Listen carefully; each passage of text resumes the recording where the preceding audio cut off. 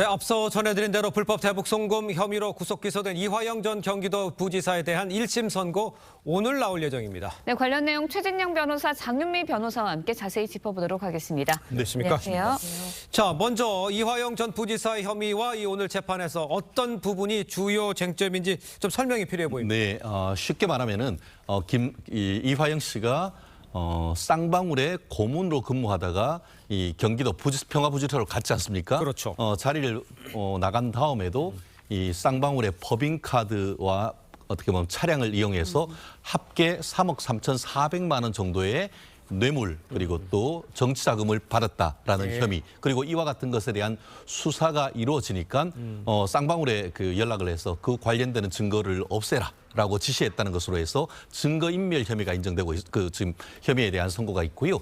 더불어서 더 중요한 것이 지금 2018년 19년이었습니까? 그 당시 이재명 대표의 방북과 관련해 가지고 이 경기도를 대신해서 스마트팜 비용으로 500만 불 그리고 또 이재명 대표의 대북 어떻게 보면 들어가는 것과 관련된 방문비 300만 불 합해서 800만 불을 쌍방울 돈을 이용해서 북한으로 보낸 이것이 어떻게 보면 외국환 관리법 위반 이런 것으로 되고 있는데 지난 4월 결심 공판에서 검찰 같은 경우에는 그 외국환 관리법 해가지고는 3년 그리고 뇌물 등에 대해서는 12년 합계 15년의 징역을 선고해달라라고 구형을 했었는데 그것이 오늘 오후 2시에 선고된다라고 보면은 맞을 것 같습니다. 그렇군요. 네, 유무죄 판결 여부에 따라서 당시 이제 경기도지사였던 이재명 대표에게도 수사, 기소에도 영향을 좀 미칠 것이다라는 이야기들이 나오고 있습니다. 네. 이유는 뭔가요? 예, 일단 외국환 거래법 위반. 그러니까 대북 송금된 돈 500만 불, 300만 불 두 차례에 걸쳐서 이제 송금이 됐는데요.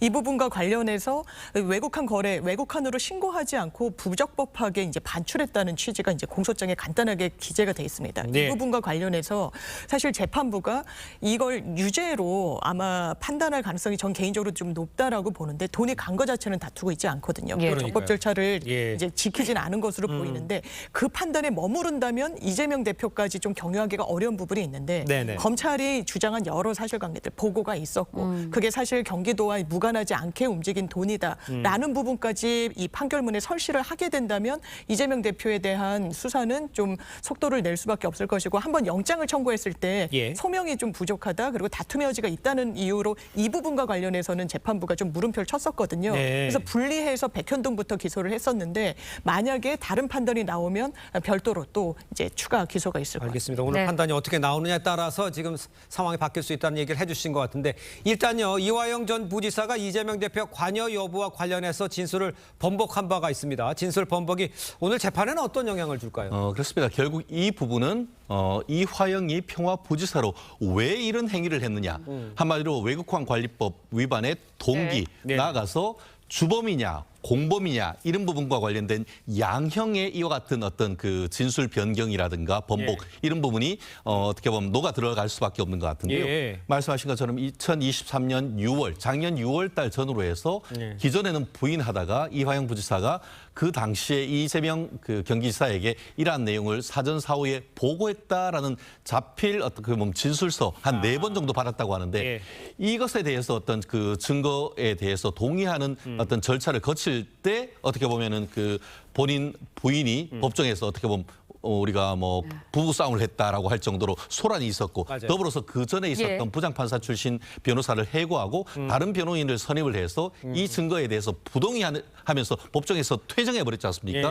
그 퇴정할 때에 이화영 그 부지사가 뭐라고 했냐면 저 그거 증거에 부동의하는 거 아닙니다. 저는 동의합니다라고 이 사건 재판장 앞에서 진술했는 거 있습니다. 그렇기 때문에 이러한 것과 관련해 가지고 만약에 유죄를 인정했을 때에 어떻게 보면 양형과 관련되는 어떤 부분과 관련해서 이 부분에 대한 판단이 있을 가능성이 높고 최근에 이화영 부지사 같은 변호인들 같은 경우에도 이 부분에 대해서 만약에 유죄가 인정된다고 하면은 이와 같은 그 이재명 지사에 대한 관여 여부에 대해서 상세한 설시를 요청한다라는 필요하다라는 의견서를 냈기 때문에 아마 이런 부분에 대해서는 제가 재판장이라고 하면은 아마 일정 부분 판결문의 이유를 밝힐 가능성이 높지 않을까 봅니다. 그렇군요. 네, 오늘 있을 1심 선고 결과 어떻게 나올지 좀 지켜봐야 네. 할 것 같고요. 다음 이야기도 해보도록 하겠습니다. 최근에 한 유튜버가 2004년 밀양 여중생 성폭행 사건 가해자들의 진상을 공개했습니다. 그러면서 사적 제재 논란이 일고 있는데 피해자 측에서 이제 해당 유튜버에게 가해자 공개 동의한 적 없다라고의 논란이 되고 있거든요. 어떤 문제들이 좀 발생하고 있는 건가요? 여러 문제가 발생하는데요. 사실 이 사건과 아무런 관련이 없는 사람도 가해자의 여자친구가 운영하는 네일샵이다. 이렇게 좀 이른바 좌표가 찍혀서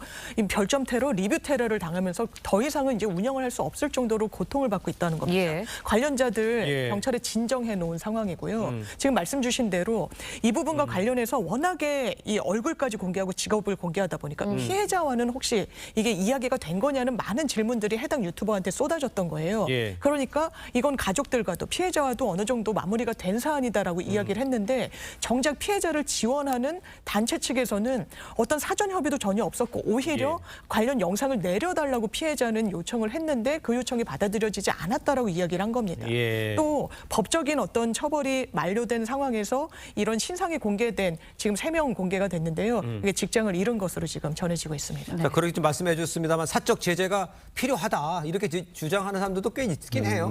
그런데 그와 같은 행위에 대해서는 사실 책임이 다를 수밖에 없는 거 아니겠습니까? 네. 사실 2000년대 초반 당시에는 성범죄가 친고죄였습니다. 그러다 보니까 합의가 되면 처벌이 되지 않는데 지금은 합의가 된다 하더라도 처벌이 되는 이런 법적인 상황이 바뀐 상태에서 과연 이런 사적 제재를 하는 것이 맞는가 싶은데요.